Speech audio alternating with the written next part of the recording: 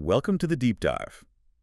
Today, we've pulled together a whole stack of sources articles, geopolitical analysis, some pretty dissenting reports, and they're all focused on one, well, let's just say one highly charged question.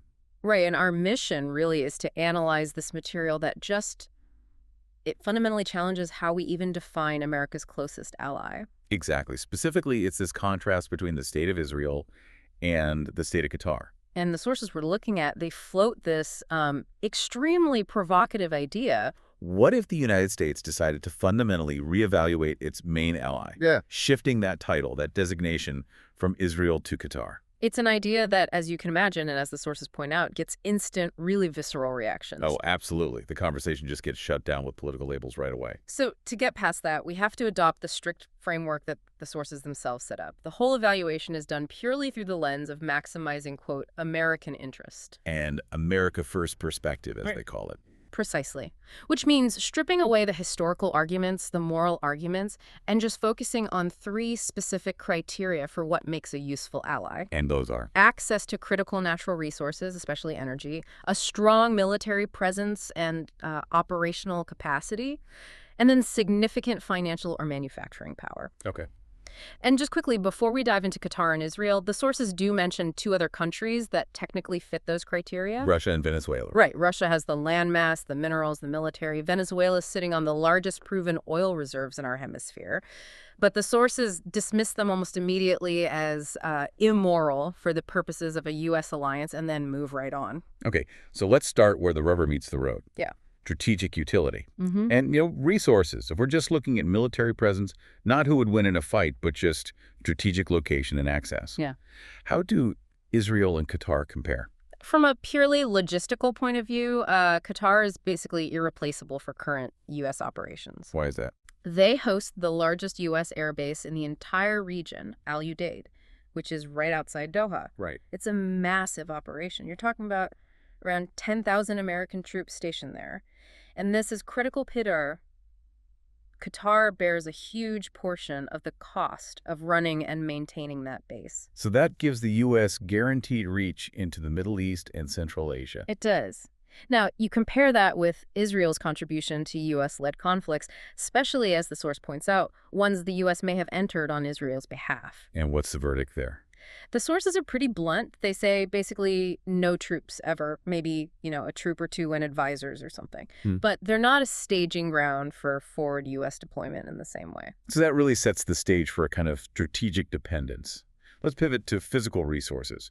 Energy, specifically. We hear about energy security all the time. What do the sources say? Qatar sits on the massive North Gas Field. It gives them one of the largest natural gas reserves on the planet. But what's really crucial is how they export it. It's not just about having it in the ground. Exactly. They are the #1 global exporter of liquefied natural gas, or LNG. And for anyone listening who might not be an energy expert, why is that L, the liquefied part, so strategically important? It's a great question, and the sources really stress this. LNG means Qatar can convert the gas to a liquid, put it on a tanker, and ship it literally anywhere in the world. Bypassing pipelines. Bypassing fixed pipelines. This gives them incredible strategic flexibility and, massive leverage, particularly over Europe, which has become very reliant on their gas. And it's not just for heat. Natural gas is a critical feedstock for all sorts of consumer products like plastics and polyethylene. Okay, so that's Qatar. Now Israel. The source is stark. It says Israel has, and I'm quoting here, basically no resources at all. Really? Despite having a hugely successful tech sector, when you look at raw materials, they're severely limited. They have to import almost everything. Even staples like gasoline, which they get from places like Azerbaijan. They even have major water scarcity issues. It just shows a fundamental resource dependence. Okay, let's move to what might be the most jaw-dropping part of this deep dive, the financial comparison. So one country has essential resources and hosts our primary military base. What about the cost to the U.S. taxpayer? The financial contrast, it couldn't be sharper. Qatar is presented as this enthusiastic net positive investor in the U.S. economy. Thousand. They pledged a total of $500 billion in investment, and so far, they've put about $150 billion of that directly into the U.S. They are a significant net addition to the U.S. Treasury. And Israel. Israel, on the other hand, is described as a massive net financial cost, and the sources argue that the annual $3 billion in aid we always hear about, that's just the tip of the iceberg. Okay, let's stop there. Because massive net cost is a big claim. When the sources talk about a total cost of trillions of dollars over almost 80 years, how do they even begin to justify a number that staggering? They're very specific. They argue the real staggering costs are in the expense of, well, defending Israel, backstopping them in every conflict, and, this is the most controversial part, the cost of prosecuting wars waged primarily, they claim, at the behest of Israel. And they name names, so to speak. Yeah, yes. The source explicitly cites the Iraq War, U.S. involvement in Syria, and the decades-long push for regime change in Iran as conflicts largely driven by Israeli government interests. And that all totals trillions in direct spending and opportunity costs. I see. So this is central to their America First critique. An ally that required you to fight trillion-dollar wars on its behalf isn't really a useful financial asset under their framework. Yes, the argument, yes. So we have one country funding our economy and another that, according to these sources, costs trillions and pulls us into external conflicts. Let's talk about practical diplomacy. An ally should help resolve conflicts too, right? And here again, the contrast is sharp. Qatar's role is portrayed as this crucial facilitator. They're actively involved in paying for and resolving conflicts around the world. Like what? What's often overlooked is that they host non-public peace negotiations, even for conflicts totally outside their region, like the Ukraine-Russia conflict. Those talks often happen in Doha. It shows a state that, prioritizes coexistence and commerce. And Israel's diplomatic role? Israel is described as having basically no independent diplomatic role in resolving conflicts that are not directly tied to its own security. In fact, its main contribution to U.S. foreign policy is often seen as demanding U.S. military action against its regional adversaries. This strategic and financial picture makes the next section even more critical. There was a pivotal recent event that really tested these dynamics, an incident that suggests U.S. policy might have already shifted.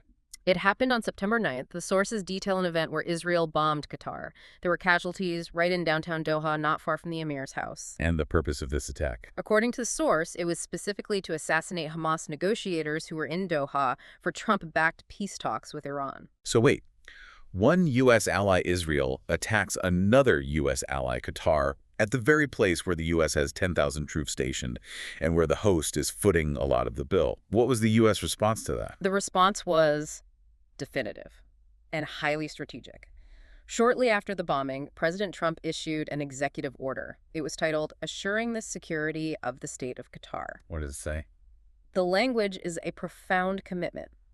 The sources quote, "The policy as establishing a U.S. goal to guarantee the security and territorial integrity of the state of Qatar against external attack." That's a strong statement. But this is the crucial sentence that defined the policy shift. The United States shall regard any armed attack on the territory, sovereignty, or critical infrastructure of the state of Qatar as a threat to the peace and security of the United States. Wow, that is a stunning declaration. Basically, an attack on Qatar is an attack on the U.S. That's exactly how the sources analyze it.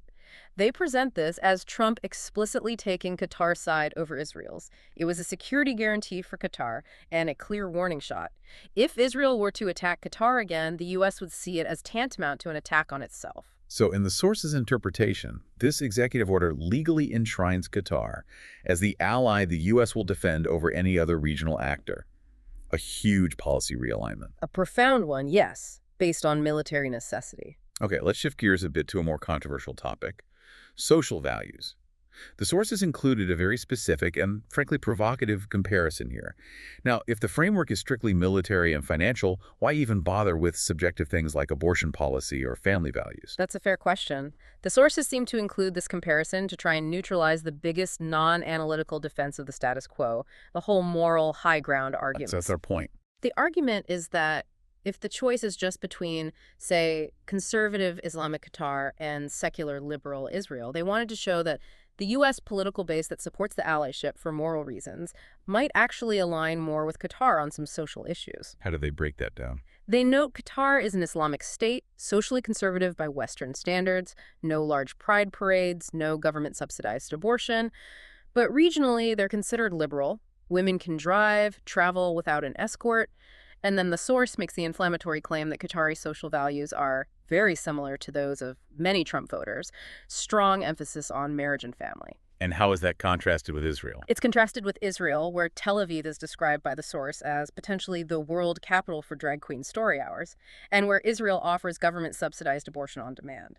So the sources are saying that when U.S. policymakers talk about shared Western values, they mean democratic process, not necessarily social outcomes. Exactly. Not an alignment of values with a socially conservative American base. And on religion, the sources offer a truly surprising fact about religious minorities. Yes, that there are at least twice as many Christians living in Qatar as there are in Israel. That's not the common perception. No, and the source uses that data to counter the terror state image sometimes applied to Qatar.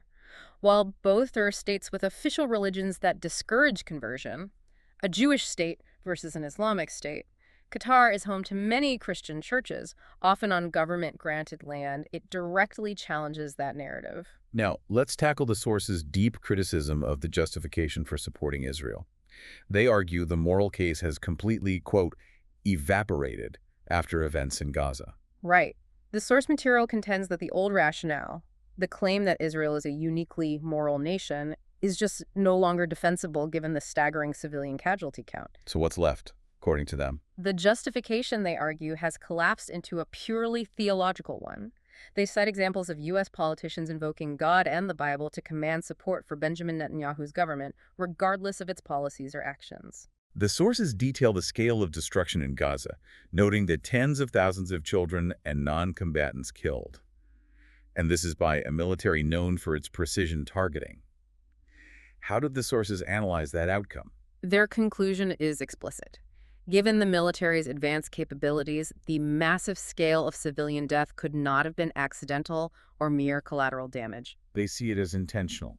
They interpret it as intentional action, aimed at flattening the area for the purpose of taking it. The specific claim raised is that the idea a military that advanced killed so many innocents accidentally is a lie. And this leads to their critique of something they call collective punishment and blood guilt. Exactly. The source highlights statements from some supporters who seem to conflate all Gazans, including children, with Hamas. The argument being that children must be killed because they would otherwise grow up to be future Hamas fighters. And from the perspective of Western values, what do the sources say is the critical danger of that kind of thinking? They identify it as the enemy of Western civilization. Because our entire legal tradition, our core values, are based on individual accountability, judging people for their own actions, not for the perceived actions of their group. So justifying mass killing based on what a future generation might do. It fundamentally undermines the rule of law that the West claims to defend. Okay, moving from the battlefield to the international legal stage, the case of Francesca Albanese, the UN Special Rapporteur, she was hit with U.S. sanctions for her criticism of Israel. What were her core findings? She wrote a report titled Anatomy of a Genocide. Her conclusion was that Israel's actions do constitute genocide, part of what she called a broader colonial erasure. She focused on intent, the systematic destruction of housing, hospitals, infrastructure, as evidence of an intent to make the area unlivable. And she also addressed the legal status, right? The ICJ. Yes, and the sources stress the significance of this. The International Court of Justice, the ICJ, found the plausibility that Israel was committing genocide and warned of irreparable harm. As a listener, that word plausibility can be a little confusing. What's the legal significance of the ICJ finding plausibility versus, say, a final ruling? The source material explains that a finding of plausibility means the ICJ has seen enough evidence of genocidal intent to require immediate provisional measures to prevent the crime. It's an extremely serious legal warning, even before the years-long investigation is finished. But that warning was largely ignored. That's what the sources note. It was ignored by states, including the U.S., who continued to transfer weapons and trade with Israel, which, makes those states potentially complicit under international law. And this brings us to why Albanese was sanctioned. What specific detail in her reports, according to sources, triggered the U.S. sanction? This is key. The sources emphasize it wasn't just for criticizing Israel, it was for exposing the complicity of the private sector. The private sector. She explicitly named banks, pension funds, and major big tech companies, Amazon, Google, Microsoft, Palantir, who are profiting immensely from the occupation in what she called the genocidal economy. She detailed a system facilitated by tech companies for profit that allows for mass targeting of people when they're with their families to inflict maximum harm. And the timing of the sanctions. It was telling. The sanctions came shortly after Benjamin Netanyahu's visit to the White House. Albanese herself suggested she was targeted not for her policy critiques, but for pointing to the specific financial interests involved. She's the first UN official to get this level of punishment from the U.S. in 80 years. And the sanctions were draconian. Banned from U.S. travel, bank accounts shut down, credit cards canceled, health insurance suspended. The sources even note her U.S. citizen daughter risked penalties for helping her.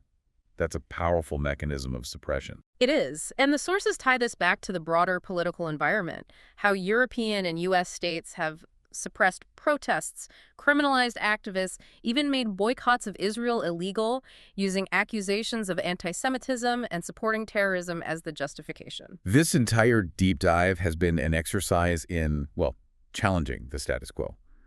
We have explored the strategic, financial, and military advantages that, under that America First calculation, seem to favor Qatar. And we've juxtaposed that with the established, expensive, and increasingly morally complicated allyship with Israel. And the sources offer a final, profound observation on all of this, especially when you look at the impunity around sanctioning a UN official or continuing a conflict despite ICJ warnings. What was that? They suggest that the traditional way we look at geopolitics competing nation states, the U.S. versus Russia or the U.S. versus Iran, is becoming a fallacy. So what replaces that framework, according to this analysis? Instead, global power is increasingly driven by transnational forces. We're talking military contractors, financial institutions, economic pressure, and the power of the algorithm big tech. These forces influence state action for profit, often regardless of stated national interests or even humanitarian law. The state becomes just an instrument for these economic forces. That's the idea. So we'll leave you with this final provocative thought to reflect on. Yeah.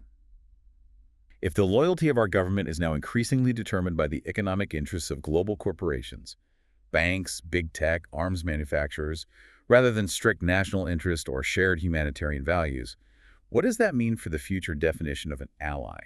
And what does it mean for protecting Western civilization's core values, like individual accountability and the rule of law, which are seemingly being sacrificed for financial profit? Until next time.